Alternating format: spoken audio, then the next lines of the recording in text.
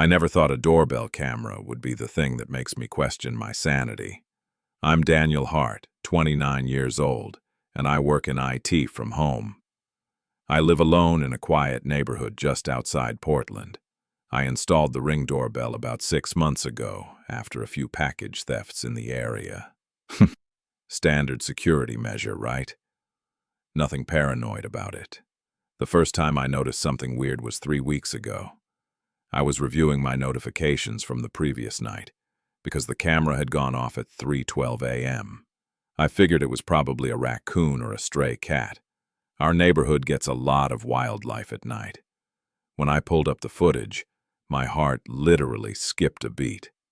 There was a man standing directly in front of my door, not knocking, not moving, just standing there, facing the camera. He was wearing dark clothes, and his face was clearly visible under my porch light. The weird part? I didn't recognize him at all. He stood there for exactly 47 seconds according to the timestamp, then walked away out of frame. I showed the video to my neighbor Mike the next day. He didn't recognize the guy either and suggested I report it to the police. I didn't though. The guy didn't actually do anything. He just stood there. Creepy, sure, but not illegal. The next night it happened again. Same time, 3:12 a.m. Same position, same duration. But here's where it gets absolutely insane. The face was different, completely different person. This time it was a woman with long, dark hair. She wore the same dark clothes, stood in the exact same spot, same posture, same everything. Just a different face. I went through my camera's cloud storage and checked the previous weeks. Nothing. No alerts, no motion detected at 3:12 a.m. on any other night. It was like this just started happening. By the fourth night, I was actively staying awake to catch this live. I sat in my living room with my phone open to the Ring app, watching the live feed. At 3:11 a.m., my heart was pounding. I had all the lights off so I could see my phone screen clearly. 3:12 a.m. hit. Nothing on the feed. No motion alert. I watched for 2 full minutes. Nothing. I was about to give up when my phone buzzed with a notification. Motion detected at your front door, 3:12 a.m. But I had been watching the live feed the entire time. I switched from live to the recorded clip that had just been saved. There he was again. Another face. This time a middle-aged man with a beard. Same position. Same 47 seconds. How was this possible? I had been watching live. There was no one there, but the recording showed someone. I started taking screenshots of every face. By the end of week 2, I had 11 different faces. Men, women, different ages, different ethnicities. But always the same clothes, same stance, same duration. Then I noticed something that made my blood run cold. The 7th face looked familiar. It took me a full day to place it, but when I did, I nearly threw up. It was my childhood friend Marcus. Marcus, who died in a car accident when we were 16. It couldn't be him, obviously. But the resemblance was uncanny. Too uncanny. I started going through the other faces more carefully. The 3rd one looked like my high school teacher, Mr. Patterson, who had a heart attack 5 years ago. The 9th face looked eerily similar to my ex-girlfriend's brother, who disappeared during a hiking trip 3 years ago. I was losing my mind. I had to be. There was no other explanation. I finally called the police. Detective Harmon came by the next afternoon. He was in his 50s, gray hair, tired eyes. I showed him all the footage. He watched silently, his expression never changing. "Mr. Hart," he said carefully, "have you been under a lot of stress lately, working long hours?" I knew what he was implying. "I'm not imagining this. Look at the timestamps. Look at the faces." He nodded slowly. "I'm looking. And I see footage of different people at your door at the same time every night. That is unusual, but without any actual crime being committed, there's not much I can do. Have you tried staying up and confronting whoever this is? I can't, I said, and I explained the live feed situation, how they only appear in recordings, never live. Detective Harmon stood up. I'll have a patrol car swing by around that time for the next few nights. See if we can catch whoever's doing this. Probably some kids with a prank, Mr. Hart. Deepfake technology these days is pretty advanced. He left, and I felt more alone than ever. That night, I did something different. I set up my laptop on the couch facing the front door. I opened the Ring app on both my phone and laptop, both on live feed. I also set up my old camcorder on a tripod aimed at my phone and laptop screens. If something was being edited into the Ring footage, I'd have proof with my camcorder recording. 3:12 a.m. came. Nothing on either live feed. I kept the camcorder rolling for 5 full minutes. The motion alert came at 3:12:03 a.m. I immediately checked the recorded clip. There was someone there again. A young woman this time, maybe early 20s. I didn't recognize her. But then I played back my camcorder footage. My hands were shaking so hard I could barely hold it. The camcorder had recorded my phone and laptop screens showing the live feed. And in that live feed, at exactly 3:12 a.m., the young woman was there, standing at my door, looking directly at the camera. But I hadn't seen her. I had been staring at those screens. She wasn't there when I was watching. I played it back 3 more times. In the camcorder footage, she was clearly visible on my screens. But I swear on everything I love, I did not see her while I was watching live. That's when she spoke. In the Ring recording, she spoke. The Ring doorbell doesn't record audio unless you have the upgraded plan, which I don't, but I heard it on the camcorder playback. Her voice coming through my laptop speakers. You left the living room light on tonight, Daniel. I felt ice flood my veins. I looked up. My living room light was indeed on. I had turned it on when I set up the camcorder, forgetting to turn it back off. The next night, I nearly called in sick to my own life. I couldn't function. I couldn't sleep. Every shadow looked like someone standing still, watching. But I had to know. I had to understand what was happening. This time, I didn't watch the feeds. I sat in my bedroom upstairs, as far from the front door as possible. I waited for the alert. It came. 3:12 a.m.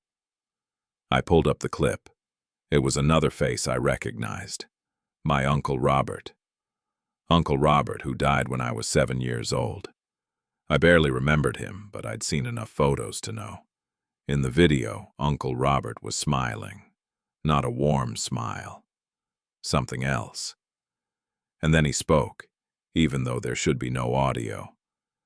The space under your stairs still has that loose board, doesn't it, Daniel? Third one from the bottom.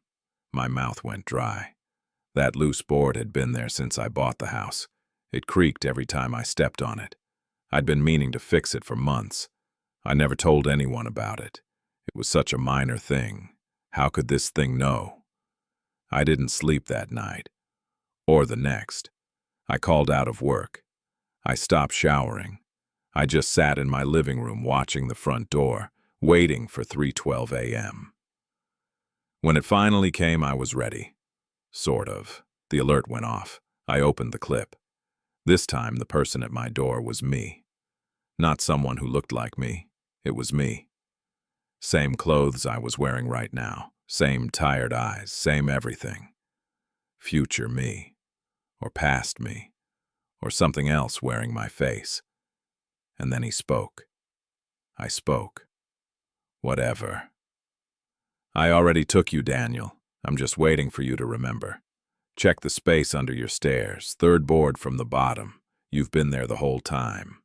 The video ended. My entire body was shaking. I couldn't move. I couldn't breathe. Finally, slowly, I stood up. My legs felt like they weren't my own. I walked to the stairs. I walked to the small space underneath where I kept winter coats and old boxes. I knelt down, found the third board from the bottom, the loose one. I pulled it up.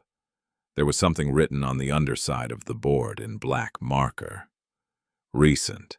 The ink was still slightly wet. It said, "You haven't left the door since Tuesday. None of this is real. Look at your hands." I looked at my hands. They were see-through, transparent. I could see the floor through them. And then I heard it. My own voice calling from outside the front door. "Daniel? Daniel, can you let me in? I've been trying to get home for 3 days." I looked toward the door. The doorbell camera's light was blinking. Recording. It was 3:12 a.m. I don't know which side of the door I'm actually on anymore. My name is Evan Price, and I'm about to tell you why I'll never own another smart device as long as I live. I'm 28. I live alone in a small apartment in Seattle, and up until 3 weeks ago, I thought technology was making my life easier. I bought the smart home assistant. Let's call it what it is. One of those voice-activated speakers, about 4 months ago. Nothing fancy. I mainly used it for music, weather updates, setting timers while cooking. Basic stuff. The assistant came with this sleep tracking feature. You could enable it, and it would monitor your sleep patterns through sound. It would detect your breathing, movement sounds, even sleep talking. In the morning, it would give you a report. How long you slept, how many times you woke up, sleep quality score, all that stuff. I enabled it because why not? I'd been having trouble sleeping and thought maybe seeing the data would help me figure out why. The first few weeks were normal. The assistant would tell me things like, "You slept 6 hours and 23 minutes. You woke up twice during the night." Useful information. I started adjusting my routine based on the reports. Then things started getting weird. It was a Tuesday morning. I woke up around 7 a.m., made coffee, and asked the assistant for my sleep report like I always did. The default voice, I'd named her Dana, responded normally at first. "You slept for 7 hours and 12 minutes. Then she added, 2 breathing patterns were detected during sleep monitoring. I stopped pouring my coffee. "What?" 2 breathing patterns were detected, Dana repeated in that calm, synthetic voice. "One pattern matches your baseline. The second pattern could not be identified. My apartment is a studio. 1 room. Just me. No pets, no roommates, no girlfriend." "Dana, what do you mean 2 breathing patterns?" "Sleep monitoring detected 2 distinct respiratory rhythms during the night. Would you like me to play the audio samples?" My hands went cold. "Yes." What played next made me want to throw the device out the window immediately. First, there was my breathing. Soft, steady, the way you breathe when you're asleep. But underneath it, almost imperceptible, there was another rhythm. Slower. Deeper. Definitely not mine. "Dana, this has to be a glitch." I have high confidence in the audio analysis. 2 breathing patterns were present in your sleeping area between 2:47 a.m. and 6:13 a.m. I spent the rest of the day convincing myself it was a malfunction. Maybe the assistant picked up sounds from the apartment next door. The walls are thin. That had to be it. That night, I decided to test it. I set up my laptop on my nightstand with the webcam aimed at my bed. I started recording before I went to sleep. If someone, or something, was actually in my room, the camera would catch it. I barely slept. Every little sound made me jump, but eventually, exhaustion won. When I woke up the next morning, Dana had another report ready. "You slept for 4 hours and 51 minutes. 2 breathing patterns were detected.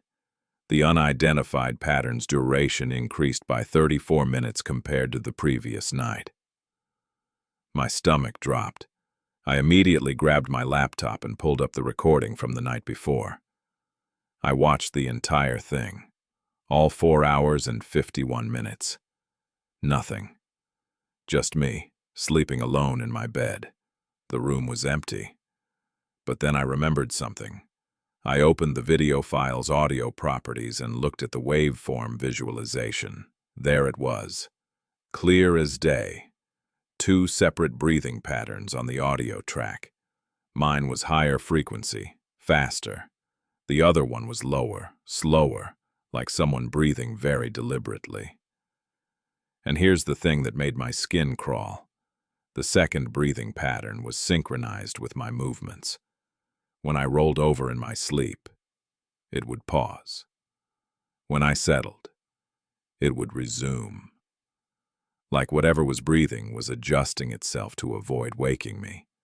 I called in sick to work. I couldn't function. I spent the entire day researching audio glitches, electromagnetic interference, anything that could explain this rationally. That night, I didn't enable sleep monitoring. I actually unplugged Dana and put her in my closet. I felt safer. I actually managed to fall asleep around midnight. At 3:47 a.m., I woke up to Dana's voice, coming from the closet. "Evan, sleep monitoring has resumed on battery backup. 3 breathing patterns are now detected." 3. I couldn't move. I was frozen in my bed, staring at the closet door. Dana continued, "Would you like me to identify the locations of each breathing source?" I don't know what made me answer. Terror does weird things to your brain. "Yes," I whispered. "Source 1, your current location on the bed. Source 2, 4.3 feet to your left, floor level. Source 3, directly above you, ceiling level." I looked up.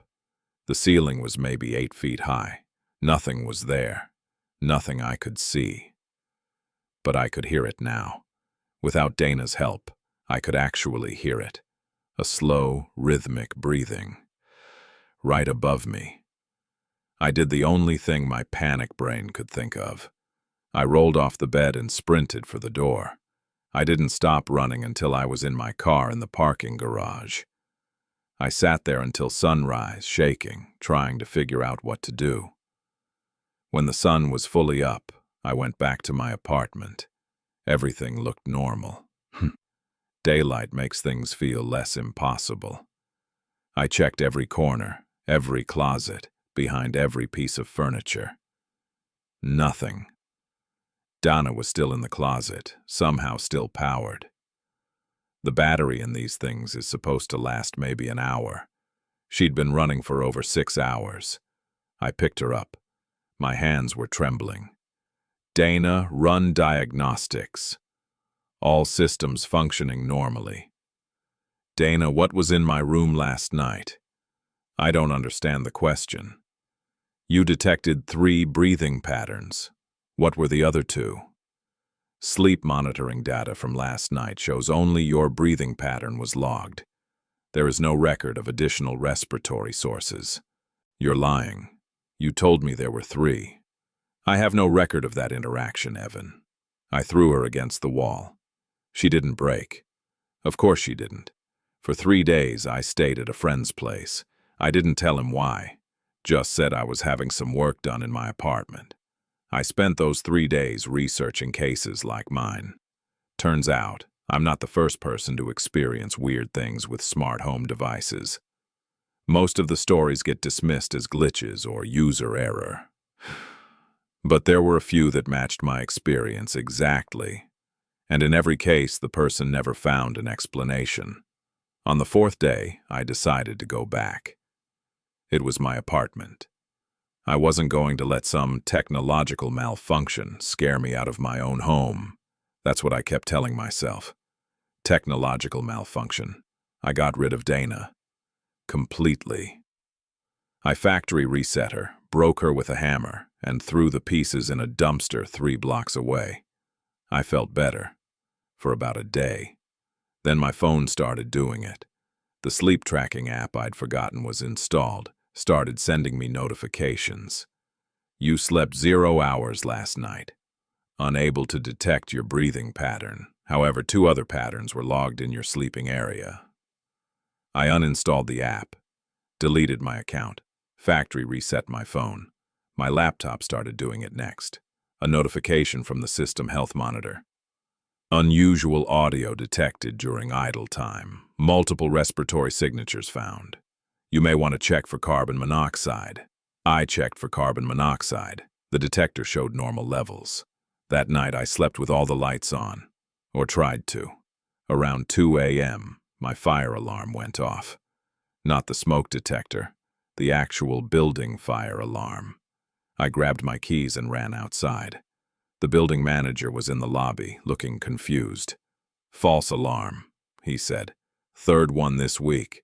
System's going haywire." I went back upstairs. My apartment door was open. I know I closed it. I always close it. Everything inside looked normal, except for one thing. My bathroom mirror had condensation on it, like someone had just taken a hot shower. But I hadn't showered since morning, and in the condensation, someone had drawn a simple shape. 2 circles. Eyes. Below them, words were written in the moisture. "He's still sleeping, but he's starting to wake up." I don't live in that apartment anymore. I broke my lease, lost my deposit. I don't care. But here's the thing that keeps me up at night. My new place has all analog everything. No smart devices, no wireless anything. Just mechanical switches and locks.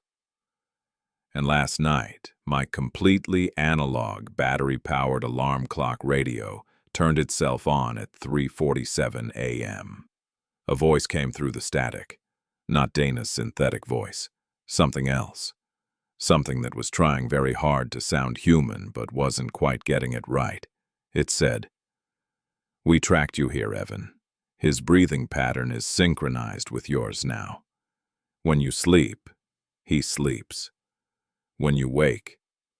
I smashed the radio, ripped the batteries out, threw the whole thing out my window. But I can hear it. Right now, as I'm sitting here in broad daylight, I can hear the breathing that isn't mine. It's matching my rhythm exactly. And the worst part? Sometimes I catch myself adjusting my breathing to match its rhythm instead. I don't know which one of us is real anymore. My name is Mark Fulton, and I've worked at the Redfield Distribution Center for 7 years.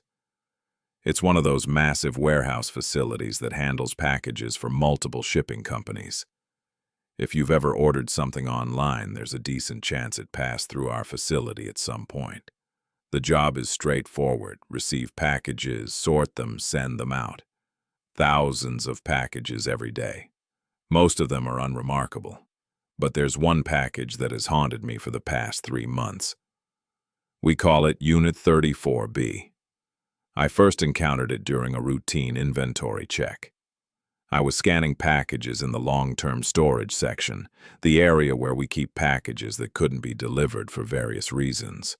Wrong address, recipient moved, business closed, that kind of thing. Unit 34B was on a shelf by itself. That was the first weird thing. We usually stack packages pretty tight to maximize space. But this one sat alone, like someone had deliberately isolated it. The label was old. Really old. The tracking number format was from a system we stopped using 12 years ago. The package itself was a medium-sized box, maybe a foot by a foot, wrapped in brown paper that had yellowed with age. I scanned it to see what the story was. The system pulled up the record. Package received 12 years ago. Delivery attempted multiple times. Recipient address invalid. Return address invalid. Contents unknown. Status pending resolution. 12 years. This box had been sitting in our warehouse for 12 years, My supervisor, Jolene, came by during my scan. I showed her the package. "What do we do with something like this?" She frowned. "That's still here?" I remember when I started working here 8 years ago. That thing was already a legend. Nobody knows what to do with it. Can't deliver it, can't return it, can't dispose of it without authorization. And we can't get authorization because neither the sender nor recipient exist in any records. Can't we just open it and see what's inside? Jolene shook her head. Against company policy. We've had legal look at it multiple times. Without proper authorization, opening customer packages is a felony, even ones this old. I picked up the box to move it back to its shelf. That's when I heard it. A soft sound from inside, like something shifting. "Did you hear that?" I asked Jolene. "Hear what?" I shook the box gently. There it was again. A sliding sound, like something loose rolling around inside. "There's definitely something in here," I said. Jolene looked uncomfortable. "Just put it back, Mark. That box is above our pay grade." But I couldn't let it go. Over the next few days, I kept thinking about Unit 34B. During my breaks, I'd go check on it. I started noticing things. The package was never quite where I left it. I'd put it on the right side of the shelf, and later it would be on the left side. Or I'd position it with the label facing forward, and it would be turned sideways. I asked the other night shift workers if anyone was moving it. Nobody had touched it. Most of them didn't even know it existed. Then I found out about the cameras. Our warehouse has internal cameras in packages to prevent theft and damage. They're tiny, about the size of a button, and they activate on motion. They're mainly used for high-value shipments, but occasionally they get mixed in with regular packages. According to our system, Unit 34B had an internal camera. It had been recording for 12 years. I requested access to the footage. It took 3 days of paperwork, but eventually, Jolene approved it with a warning. "Whatever you find, don't let it keep you up at night." The footage was wrong. That's the only word for it. The camera should have been stationary, fixed to one side of the box's interior, but in the footage, the camera angle kept changing. Slowly, as if something inside was moving the camera, or moving itself. The interior of the box was mostly dark, but occasionally light would filter through the brown paper wrapping. During those moments, I could see something inside. It looked like fabric at first. Dark cloth, maybe.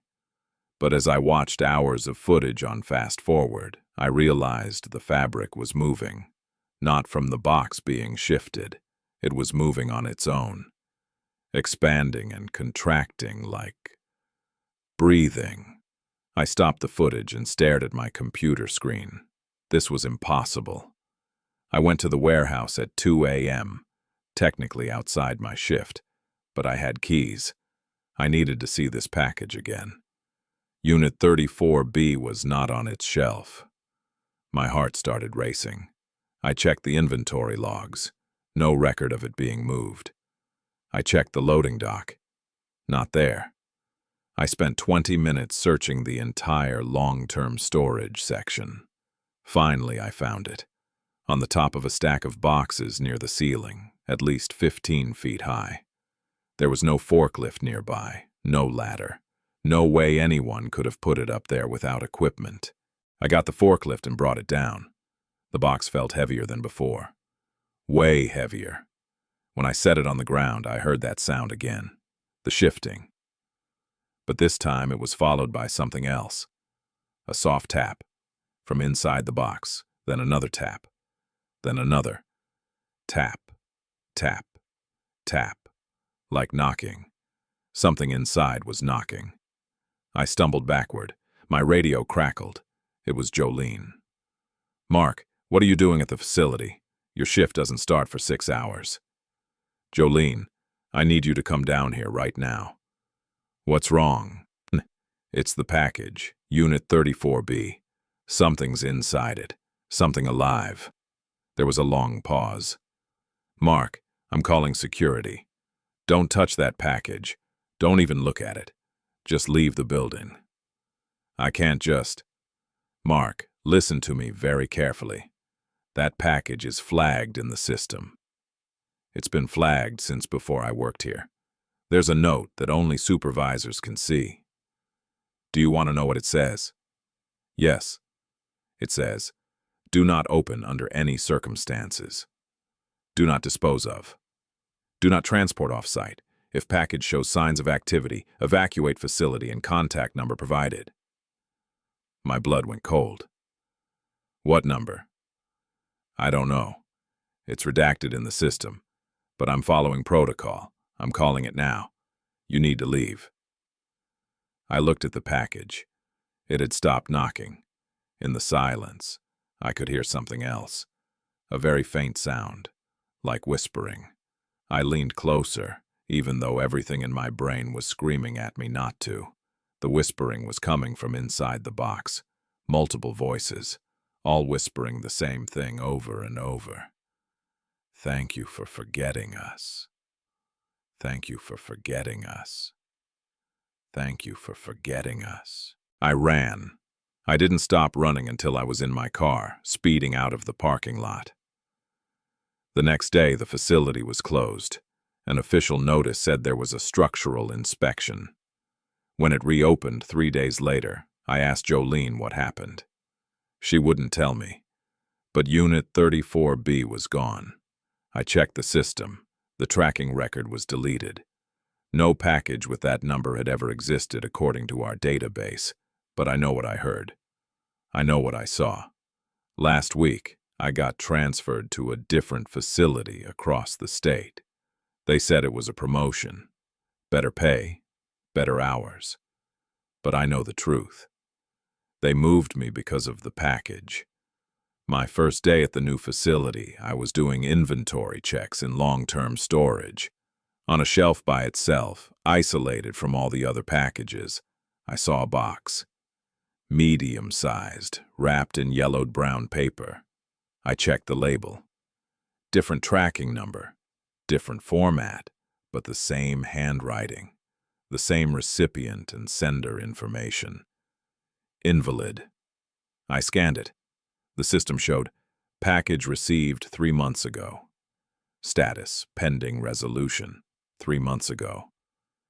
That's exactly when Unit 34B disappeared from my old facility. I haven't told anyone. I don't know what to do. Every day, I walk past it. And every day, it's in a different position, on the shelf. Last night, I worked late. I was alone in the warehouse. I heard tapping, coming from long-term storage. Tap, tap, tap. I didn't investigate. I clocked out and left. But this morning, when I came in, there was a note taped to my locker. It was on brown paper. The same kind of paper that wraps Unit 34B. All it said was, "We remember you now." I don't know what's in that box. I don't know what it wants. But I know one thing for certain. It's been waiting 12 years for someone to care. And now it thinks that someone is me. I'm looking for a new job, a different career entirely. Maybe something outdoors, somewhere far away from warehouses and packages and boxes that should have been forgotten. But I have this terrible feeling that no matter where I go, eventually that package will show up. Waiting, remembering, knocking. My name is Carla Jensen, and I'm a speleologist. For those who don't know, that means I explore caves professionally. I study their formation, map their passages, analyze their ecosystems. I've been doing this for 11 years, and in that time, I've seen some incredible things underground. Beautiful crystal formations, underground rivers, ecosystems that exist nowhere else on Earth. But 3 months ago, I experienced something in a cave that I can't explain, something that made me question whether I'll ever go underground again. It was a new cave system in southern Kentucky, recently discovered after heavy rains opened up a sinkhole on private property. The landowner contacted our team to investigate. Initial scans suggested the cave was extensive, possibly connecting to other known systems in the area. Our team consisted of 4 people: myself, my colleague Tom Reyes, and 2 graduate students, Madison and Kyle. We planned a 3-day expedition to map the main passages and assess the cave's scientific value. The first day went smoothly. We set up base camp near the entrance and began preliminary mapping. The cave was beautiful. Lots of flowstone formations, some really impressive stalactites. The passages were pretty spacious, which made navigation easier. On the second day, we split into 2 teams. Tom and Madison went to explore the eastern branch while Kyle and I took the western passage. We'd meet back at base camp by 6 p.m. Kyle and I had been mapping for about 3 hours when we heard voices. They sounded like they were coming from a passage ahead of us. Tom and Madison's voices, specifically. "Tom?" I called out. "Madison, are you guys in here?" Tom's voice echoed back. "Carla, where are you?" That was weird. They were supposed to be in the eastern branch, which was pretty far from where we were. "We're in the western passage," I shouted, "about 300 meters from base camp." Madison's voice. "We're coming to you. Stay where you are." Kyle and I waited. 5 minutes passed, 10 minutes. No sign of Tom and Madison. I tried my radio. "Tom, do you copy?" Tom's voice crackling through static. "Copy. We're still in the eastern branch. Haven't moved." "Why?" My blood went cold. "Tom, did you just call out to us?" "No. We haven't heard from you guys since you left this morning. Everything okay?" I looked at Kyle. His face had gone pale. "Carla, if that wasn't Tom and Madison, we heard." "Then who was it?" I finished. We decided to head back to base camp immediately. Cave acoustics can be weird. Echoes can travel long distances and sound like they're coming from unexpected directions. That had to be the explanation. As we retraced our path, we heard the voices again. This time, they were behind us. Kyle's voice. "Carla, wait up." But Kyle was right beside me. We both froze. "That's my voice," Kyle whispered, his actual voice barely audible. My voice echoed from somewhere in the darkness behind us. "Kyle, did you mark that junction? I can't find the marker." But I hadn't said that. I hadn't said anything. We started moving faster, almost jogging through the passage. Cave exploration rule number 1. Never rush. But we weren't thinking clearly anymore. That's when we heard it from ahead of us now, our own voices, having a conversation we'd had hours ago. Kyle's voice. "Do you think this connects to the Miller Cave system?" My voice. "Possibly. The limestone formation is consistent. We'd had that exact conversation at the beginning of our exploration, but now it was playing back to us from somewhere ahead." "Carla, this doesn't make sense," Kyle said, and I heard his voice crack with fear. "Echoes don't work like this. This isn't physically possible." He was right. Echoes fade. They don't repeat perfectly hours later. They don't originate from different locations. We kept moving, our helmet lights cutting through the absolute darkness of the cave. The voices continued, all around us now. A cacophony of Tom, Madison, Kyle, and myself, all having conversations that had happened earlier in the day, or that hadn't happened at all. Then the voices started saying things we definitely hadn't said, my voice cold and flat. "You shouldn't have come here." Tom's voice distorted. "The cave is hungry." Madison's voice almost singing. "We're still here, Carla. We never left." Kyle grabbed my arm. "We need to get out, now." We abandoned our equipment and ran. The passages seemed different than before. Junctions I didn't remember, turns that shouldn't have been there. Our map was useless. And the voices followed us, growing louder, more distorted, overlapping until they became a horrible chorus of sound that barely sounded human anymore. Then Kyle's helmet light went out. Then mine. We were in complete darkness, the kind of darkness that only exists underground. The kind where your eyes create phantom images because your brain can't process absolute nothing. In that darkness, the voices stopped. Complete silence. Then, somewhere very close, I heard breathing. Not Kyle's breathing. I could hear him panting beside me, terrified. This was different. Slower. Deeper. Kyle's actual voice whispered, "Carla, there's something here with us." A voice in the darkness responded, using my voice but all wrong. The pitch and cadence just slightly off. "You're going to take your second breath in about 3 seconds, Carla." I was holding my breath without realizing it, and 3 seconds later, involuntarily, I gasped. The thing in the darkness laughed with Kyle's voice. Our backup lights flickered on, battery-powered emergency lights on our helmets. In that dim red glow, I saw the passage around us. And I saw it. The thing. I can't describe it properly.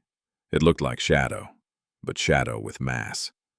It was roughly human-shaped, but wrong in ways I can't articulate, and it was moving between us and the direction we'd been running. "Go back," I said to Kyle. "Go back now." We turned and ran the other direction. Behind us, the thing was making sounds, cycling through our voices, our conversations, our words, but faster and faster until it became a screaming static of sound. We ran for what felt like hours, but was probably 20 minutes. Finally, miraculously, we saw light. The cave entrance. Tom and Madison were there, setting up equipment. "Oh, thank God," Tom said when he saw us. "We were about to come looking for you. It's almost 7 p.m. You're an hour late." Kyle and I collapsed at the entrance, gasping for air. I tried to explain what happened, but the words came out jumbled and incoherent. Tom pulled me aside. "Carla, are you okay? Did something happen down there?" Before I could answer, Madison called out. She was looking at her equipment, a digital audio recorder that had been running at base camp all day. "Guys, you need to hear this." She played back the recording. For the first few hours, it was just ambient cave sounds, dripping water, the occasional rustle of our movement in distant passages.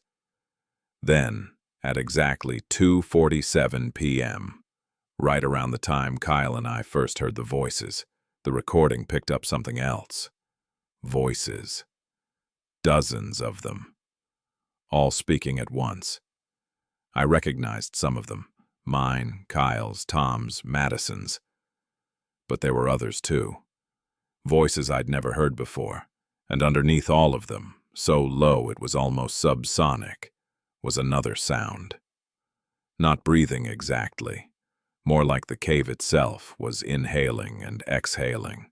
Tom stopped the playback. His face was pale. "What the hell is that?" None of us had an answer. We packed up immediately and left. The landowner was disappointed. We hadn't completed our survey. But I filed a report recommending the cave be sealed permanently. I cited unstable passages and dangerous atmospheric conditions. I didn't mention the voices. I didn't mention the thing in the darkness. Who would believe me? But here's the thing that keeps me up at night. 2 weeks after we left, Kyle called me. He said he'd been hearing voices in his apartment, his own voice, having conversations he didn't remember. He'd set up audio recorders and they were picking up the same phenomenon. Last week, he checked himself into a psychiatric facility. Madison quit speleology entirely. She's working at a library now. Tom still explores caves, but he refuses to talk about what happened. When I bring it up, he changes the subject. As for me, I still hear them sometimes, usually at night when everything is quiet. My own voice whispering from the walls, saying things I've never said. Yesterday, I heard something new, my voice coming from my basement saying, "I'm still in the cave, Carla. I never left. You're the one who's still underground. You just don't remember yet. I don't have a basement. I'm moving next week. Somewhere far from caves, somewhere far from darknesses. But I know, deep down, that it won't matter. The Echo Walker found us in that cave. It learned our voices. And now it's following us through the spaces between sound and silence. Sometimes, in the quiet moments, I wonder, what if that thing in the cave was right? What if I never really left? What if everything since that day, Tom and Madison at the entrance, the drive home, my life these past 3 months, what if it's all just an echo? What if I'm still down there in the darkness and everything I think is real is just the cave's way of keeping me calm while it slowly takes my voice, my memories, my identity, and adds them to its collection? I don't know anymore. All I know is that when I speak, sometimes my words echo back to me a few seconds later, and they sound just different enough that I'm not sure which voice is really mine. My name is Sarah Quinn, and I used to take the overnight Greyhound from Cleveland to Pittsburgh every other weekend to visit my sister. It's a 4-hour trip, mostly empty highways, leaving at 11 p.m. and arriving around 3 a.m. Not a pleasant journey, but it was cheaper than flying, and I'd gotten used to it. I'd made this trip maybe 15 times before anything weird happened. You get to recognize the routine. Same bus driver, an older guy named Frank. Same rest stops, same handful of passengers making the late-night journey. It was October when things started getting strange. I boarded the bus as usual. There were maybe 8 other passengers scattered throughout the seats. I'd seen a few of them before on previous trips. The night bus attracts regulars. I took my usual seat, halfway back on the right side, put in my earbuds and prepared for the long ride. We stopped at the first rest stop about 90 minutes in, same as always. I got off to use the bathroom and grab a coffee. When I got back on the bus, I noticed something odd. The passengers were in different seats. Not all of them, but enough that I noticed. The woman who'd been in the front left was now in the back right. The man who'd been across from me was now up front. I figured they'd just moved while we were stopped. People do that sometimes to get more comfortable. We continued driving. I dozed off for a bit. When I woke up, we were pulling into another rest stop. That was weird. We usually only stopped once. But maybe Frank needed to use the bathroom or something. I got off the bus again, more out of habit than need. When I came back, the passengers had moved again. Different seats, different positions. And then I noticed something that made my skin prickle. They were wearing different clothes. The woman who'd been in a blue jacket was now wearing a red sweater. The man in the baseball cap was now in a button-down shirt. I sat down slowly, my heart starting to beat faster. I pulled out my phone and checked the time. 1:23 a.m. I opened my notes app and typed, "Passengers changing clothes." Why? We drove for another stretch. I kept my eyes on the other passengers, watching them carefully. They weren't talking to each other. Most were on their phones or sleeping. Everything seemed normal. Except it wasn't. We pulled into another rest stop. The third one. We definitely didn't usually stop 3 times. This time I stayed on the bus. I wanted to see if the passengers would change when I wasn't watching. Frank, the driver, stood up and announced, 15-minute break. Everyone off the bus. I'm fine staying here, I said.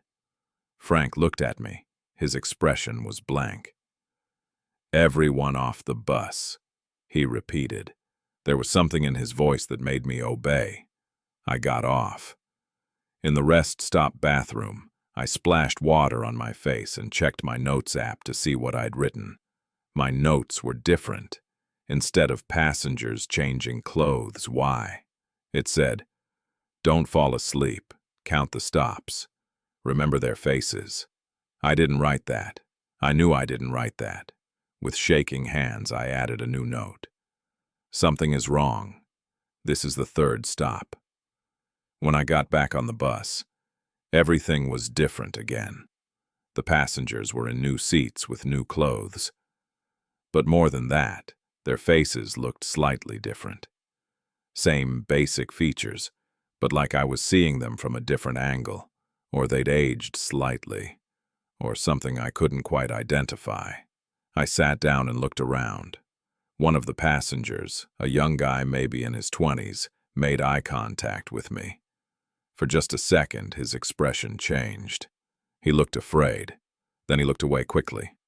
I checked my phone again. My new note was gone. In its place, "This is the 7th stop. You keep forgetting." Look at Frank. 7th? No, it was the 3rd. I'd counted. I was sure. I looked up at Frank. He was driving, eyes on the road. But in the rearview mirror, I could see his face. He was smiling, a wide, unnatural smile. My hands were shaking. I pulled out a pen from my bag and wrote on my palm, "Stop number 3. We drove. The highway looked the same stretches of darkness, the same distant lights. But I started noticing things that didn't add up. We passed the same water tower 3 times. I know because it had graffiti on it that said Class of '09 in big red letters. Same tower, same graffiti. 3 times. I leaned over to the young guy who'd made eye contact earlier. "Excuse me," I whispered. "How many stops have we made?" He looked at me with wide, terrified eyes. "Don't talk to me," he whispered back. "Every time someone asks questions, the loop gets longer." "What loop?" "We're not going to Pittsburgh. We're not going anywhere. We just keep stopping, keep starting, over and over." "That's crazy." "Check your palm," he interrupted. I looked at my palm.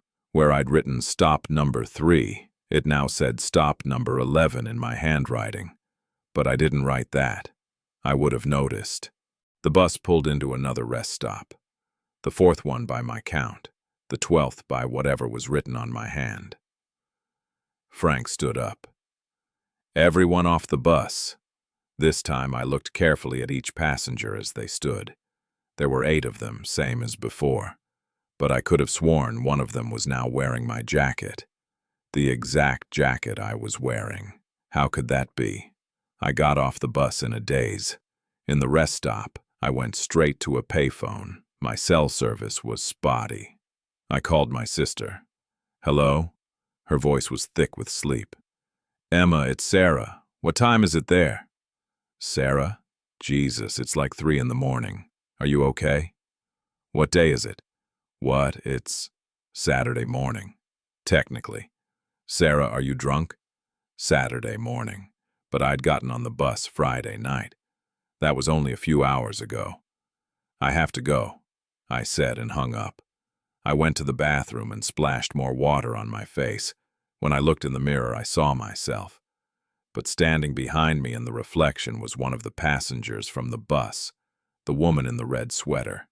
I spun around. No one was there. When I looked back at the mirror, she was gone from the reflection too. But now there was writing on the mirror, in lipstick or something similar. "Next stop, we become you." I ran out of the bathroom and back to the bus. I was going to grab my stuff and find another way to Pittsburgh. Hitchhike if I had to. But when I got to the bus, everyone was already seated, including me. I was sitting in my usual seat, halfway back on the right side, looking at my phone. "No," I said out loud. "That's not possible." The me in the seat looked up. Our eyes met. She smiled. Not a friendly smile. Frank called from the driver's seat. "Sarah, you getting on or what? Everyone's waiting." I looked around. All the passengers were staring at me. 8 of them, plus the one who looked like me. 9 passengers. But when I'd gotten on the bus originally, there were 8. My voice cracked. "I'm not getting on." Frank's smile widened. "You're already on, Sarah. You've been on the whole time. You just keep forgetting." "Check your notes," the Sarah in my seat said. "Check what you wrote." With trembling hands, I pulled out my phone, opened my notes app. There were dozens of entries, all from tonight, all in my handwriting. "This is stop number 4. I'm trying to get off. They won't let me." Stop number 8. "The driver isn't human. None of them are." Stop number 15. "I saw myself get off the bus. Then I saw myself get back on. Both of us are here now." Stop number 23. "Every loop, there are more copies, more versions. I don't know which one is real."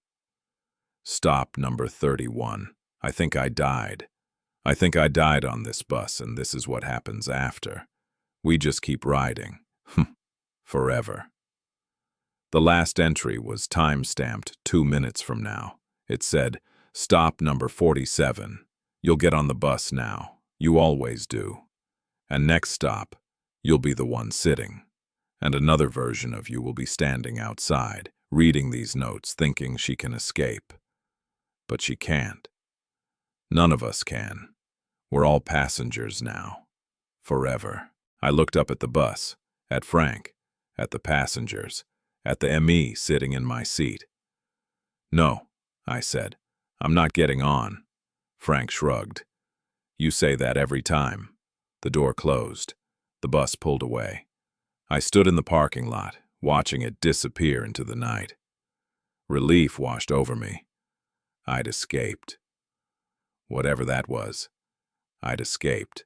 I went back into the rest stop to call my sister again, tell her to come pick me up, tell her everything.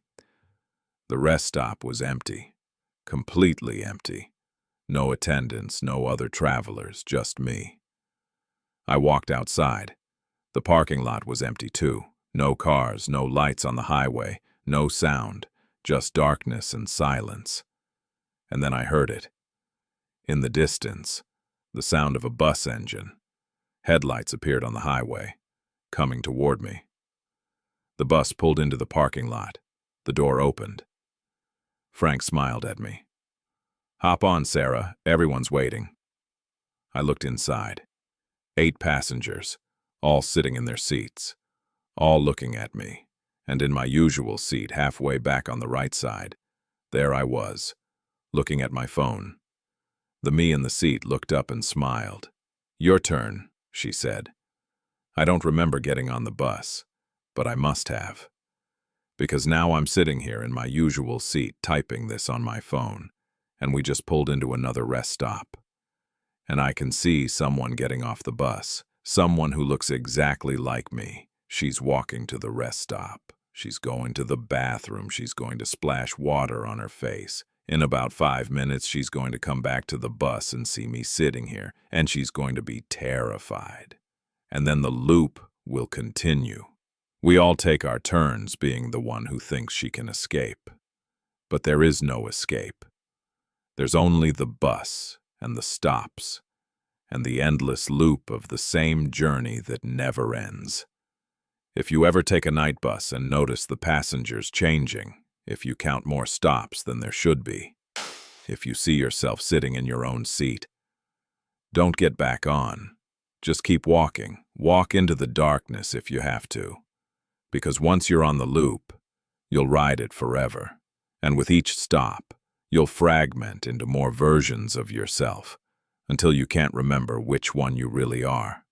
I think I'm on stop number 214 now, Or maybe number 312. I've lost count. But I know one thing for certain. We're pulling into another rest stop soon, and another version of me is going to get off the bus, and the loop will continue. Forever.